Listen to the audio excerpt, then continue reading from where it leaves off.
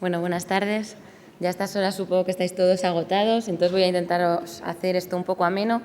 La otorrino muchas veces es la gran desconocida porque casi todo el mundo tiene una semana de prácticas en la carrera y la mitad no va porque son voluntarias. Entonces, pues bueno, a ver si os puedo ayudar un poco pues, a esclarecer lo que es la otorrino, ¿no? Ahora, si yo tengo que elegir una palabra para definir mi especialidad es que es muy variada. Es tremendamente variada y es una especialidad que es médico-quirúrgica de verdad. Tenemos mucha parte médica y mucha parte quirúrgica. Entre la patología médica vais a ver pues, patología infecciosa, como todo el mundo, vais a hacer mucha oncología. La oncología de cabeza y cuello es muy bonita y es muy extensa. Y luego hay dos partes de la especialidad que son eminentemente médicas, que son la audiología y la autoneurología. En la audiología pues es muy bonito el estudio de todas las hipoacusias congénitas, las hipoacusias neonatales, aunque también, por supuesto, las hipoacusias del adulto, pues en todas ellas, ¿no? Y la autoneurología es la parte de nuestra especialidad que se dedica al estudio del vértigo periférico. Y es una subespecialidad que a mí particularmente me gusta mucho, es muy bonita, hay que hacer unos diagnósticos diferenciales muy complejos y a casi nadie le gusta, entonces la gente no suele saber de esto. Y la verdad que, por ejemplo, en la urgencia puedes llegar a ser muy resolutivo y ayudar mucho a los pacientes. Y en cuanto a la parte quirúrgica es tremendamente variada una vez más, porque es que no tiene nada que ver la anatomía del oído con la anatomía de la nariz, con la anatomía del cuello, es que son absolutamente diferentes y además cada una se aborda con un tipo de cirugía diferente y tocamos todos los campos. Vamos a utilizar microcirugía en el oído, vamos a utilizar, que ves aquí, cirugía endoscópica en la nariz y en el cuello casi todo va a ser cirugía abierta, aunque también tiene un lugar muy importante la microcirugía laringia.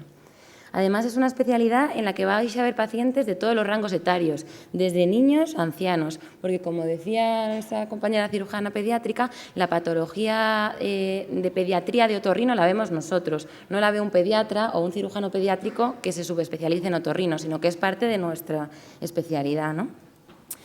Y entre los puntos positivos, todo esto que me llevamos diciendo, a mí que sea muy variada me resultó un punto muy positivo, pues porque a lo mejor eres más inquieto y tienes ganas de hacer cosas diferentes a lo largo de tu vida y esta especialidad pues tiene mucho campo, entonces nunca te vas a aburrir. Yo creo que es un poco la especialidad del Juan Palomo, ¿no? Porque el médico de cabecera te deriva al paciente, tú lo ves en el ambulatorio, luego lo derivas al hospital o no, tú lo diagnosticas, tú lo tratas, tú lo operas, tú lo sigues y le das el alta si procede. Y luego es muy desconocida en el hospital. Vuestros compañeros no van a tener mucha idea de vuestra patología y eso tiene una parte positiva, que es que pues casi nadie pone en tela de juicio tus diagnósticos o tus tratamientos y aparte que tienes mucho trato con todo el hospital porque siempre te ponen partes de interconsulta porque a este le duele la garganta, porque este no sé qué le pasa, no oye, lo que sea, ¿no? Luego es una especialidad que es tremendamente instrumentada, entonces es muy entretenida. Nosotros utilizamos muchas cosas en nuestra práctica diaria. Por supuesto, el microscopio, que no solo utilizamos para operar, sino que todos los pacientes que se ven en la consulta, que vienen por una patología del oído, se les ve con microscopio. En todas las consultas de otorrino hay un microscopio. Y luego tenemos todos los fibroscopios, los flexibles, los rígidos, los más largos, los más cortos, y luego todos los instrumentos que nos ayudan a la patología auditiva, como los audiómetros, timpanómetros, y a la patología vestibular, la videonistamografía, el sillón rotatorio, las calóricas, la electrocoreografía, ¿no? Y además en otoneurología cada día aparecen máquinas nuevas que te ayudan a diagnosticar a tus pacientes y a ver pues, dónde está el fallo en el aparato vestibular. A mí también me parece muy resolutiva, sobre todo en la urgencia, porque en la urgencia vienen los pacientes y quieren irse bien y nosotros vamos a ver cuerpos extraños, el paciente está incomodísimo, le quitas el cuerpo extraño y se va a su casa tan contento. O epistaxis, el paciente viene desesperado pensando que se va a desangrar y tú pues le solucionas su epistaxis y se va tan contento. Y luego la patología también, lo que vas a hacer tú por el paciente es muy variado. Hay veces que vas a aportar calidad de vida en una septoplastia, un paciente joven que se ahoga, no respira bien haciendo deporte, tú le haces una septoplastia y respira fenomenal. O a lo mejor un paciente que usa una CPAP, le haces una septoplastia y entonces puede aguantarla toda la noche, ¿no? Pero luego también pues, puedes devolver un sentido. Los implantes cocleares, los implantes de tronco, los implantes osteointegrados devuelven la audición a gente que no oye y eso es muy bonito. Luego, al que le guste y quiera dedicarse, también puedes dedicarte a la parte de estética facial, rinoplastias, otoplastias, etcétera, ¿no? Hay una comisión dentro de la especialidad.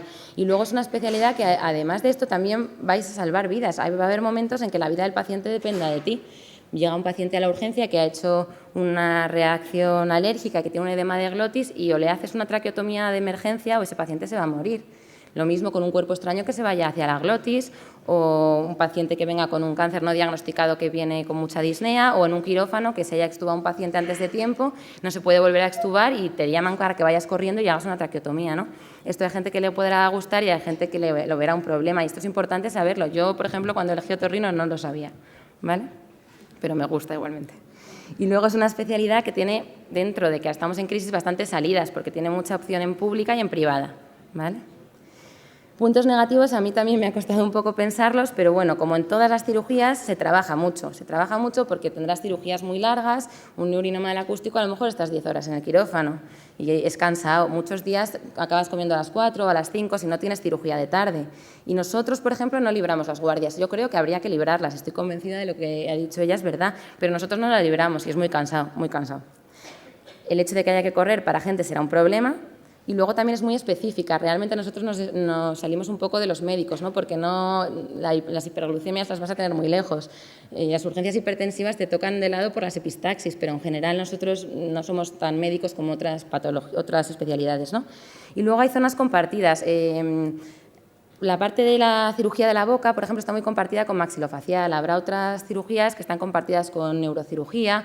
Pues bueno, eso puede ser positivo o negativo, según se miren. Luego, yo creo que una imagen vale más que 1000 palabras, entonces yo os voy a hacer un poco lo que hacemos el día a día en imágenes, que creo que eso va a ser más ameno y os va a quedar más claro. Pues esto es un cuerpo extraño en un oído, pues viene el niño con la piedra en el oído, tú se lo sacas y se va tan contento. Una otitis externa micótica por un aspergillus, la aspiras, le pones las gotitas y tan a gusto. Esto es una otitis seromucosa, pues le vais a poner un drenaje, esto se hace desde R1. Esto es una perforación timpánica, pues le hacéis una miringoplastia y ese oído deja de supurar y esa persona se puede volver a meter en la piscina. Un colesteatoma, que haréis las mastoidectomías. Las prótesis de estapedectomía es maravilloso porque si lo haces con anestesia local, es una cirugía muy delicada, la hacen los adjuntos o los residentes mayores, pero si lo haces con local, en el momento en que pones la prótesis, el paciente te oye, le susurras y te oye, es maravilloso. Luego, si en tu hospital hacen base de cráneo, pues vas a tener patología más compleja. Este es un paciente nuestro, por ejemplo, que operamos, que tenía aquí pues, una hernia meningoencefálica. Entonces hicimos un abordaje mediante una cranectomía fosa craneal media y se soluciona el problema. O esto es un neurinoma del acústico, ¿no? Que la cirugía también es preciosa. A veces se hace en conjunto con neurocirugía o hay otorrinos que hacen base de cráneo o lo hacen solos. Y este es el quirófano nuestro, ¿no? Pues tú operas sentado con el microscopio. Tiene un visor lateral para que cuando opera el residente el adjunto controle y cuando opera el adjunto el residente aprenda, ¿no? En nariz, ¿qué vais a ver? Pues la sinusitis, toda la patología médica y también cuerpos extraños. Nosotros estamos todo el día rodeados de cuerpos extraños. Esto es un niño que se ha metido una canica en una nariz, ¿no? Y luego las epistaxis que decíamos que eran tan resolutivas, pues tú cauterizas esta arteria del área de Kieselbach y se va sin sangrar, o a lo mejor tienes que taponarle. Esto es una septoplastia, que es lo que hablábamos antes, que da mucha calidad de vida, y esto es una rinoplastia, pues se le ha quitado aquí esta jiba a esta chica y se le ha corregido un poquito el ángulo y ha quedado pues, muy bien, pero esto se hace en la privada. La mayoría de la cirugía de nariz es cirugía endoscópica, se suele operar de pie y mirando a la óptica, ¿no? Y entonces la mayoría de patologías son pólipos, también vais a ver sinusitis, esto es un micetoma, una bola fúngica, y también hay tumores, esto es un papiloma invertido, ¿no? Y también vais a hacer en algunos hospitales abordajes endoscópicos a la hipófisis, ¿no? Para tumores de hipófisis. En el cuello, pues fundamentalmente en la consulta vais a estar con el fibroscopio, pero también esto es un estroboscopio, este es un estroboscopio, y esto sirve para ver patología de la voz. Entonces esto es otra subespecialidad del otorrino que es preciosa, porque hay otorrinos que se dedican exclusivamente a esto y son los que ven a los cantantes de ópera, todos los famosos, tal, y es muy bonito, y ves, hace un estudio de la onda mucosa vibrátil y puedes tratar la patología de la voz y las disfonías. Eso eran unas cuerdas normales, esto es un pólipo, nódulos, edema de Renke por el tabaco o carcinomas, ¿no? Y todo esto se suele hacer con microcirugía laringe a través de un tubo de Klein-Sasser, que es esto que veis aquí, pues metes unas microtijeras en unas pinzas muy largas y lo operas. Puede ser técnica de sección fría o láser, que también hacemos mucho, ¿no? Esto también veis que es sentai con el microscopio.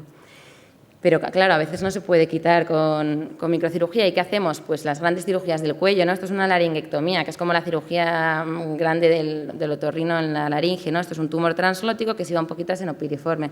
Pues le quitamos la laringe.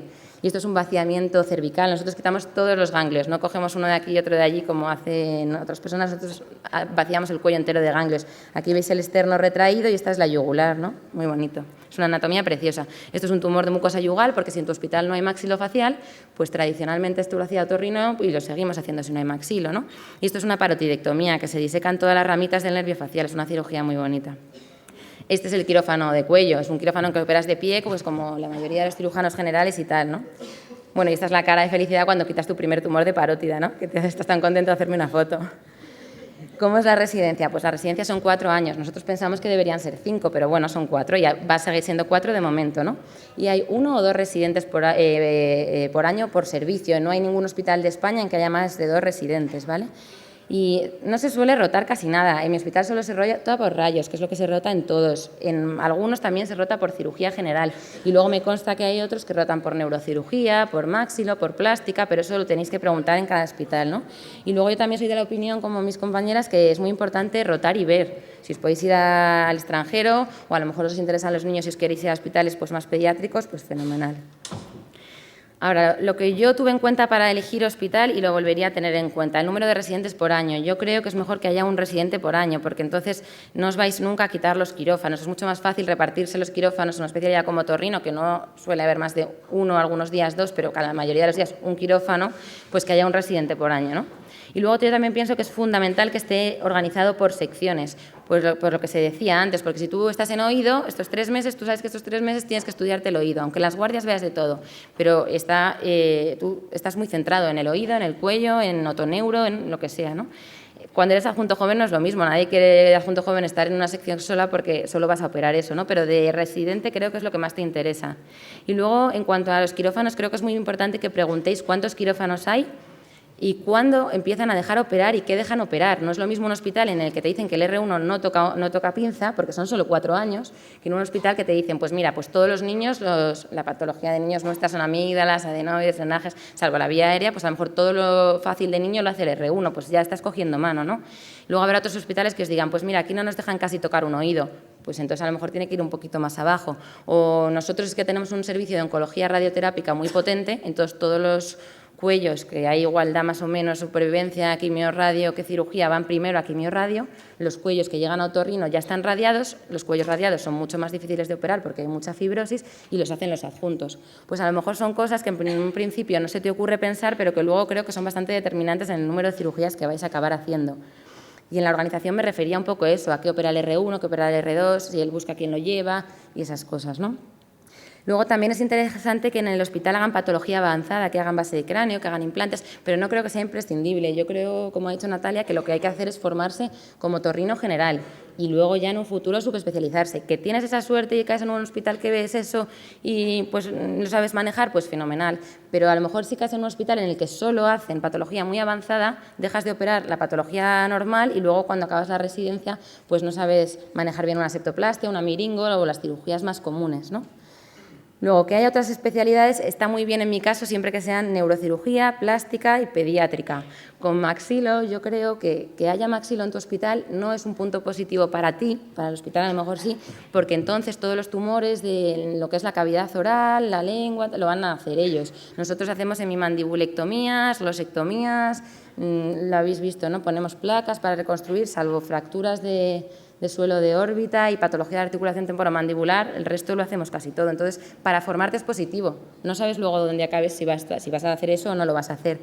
Y luego también el número de guardias. Yo creo que el número ideal de guardias son entre 4 y 5. Creo que 3 son pocas y creo que 6 son muchas. Y también creo que es muy importante, si podéis librarlas, hacerlo. Yo no las he librado y aquí estoy y he sobrevivido, pero si podéis librar las guardias, mejor. Y luego, si el hospital es docente, si se hacen sesiones, si los adjuntos dan sesiones a los residentes o te obligan a ti a dar sesiones, que te obligan a prepararte el tema, que te enseñan a hablar en público y tal, pues creo que es muy importante. Y al que le guste la investigación, pues lo mismo, ¿no?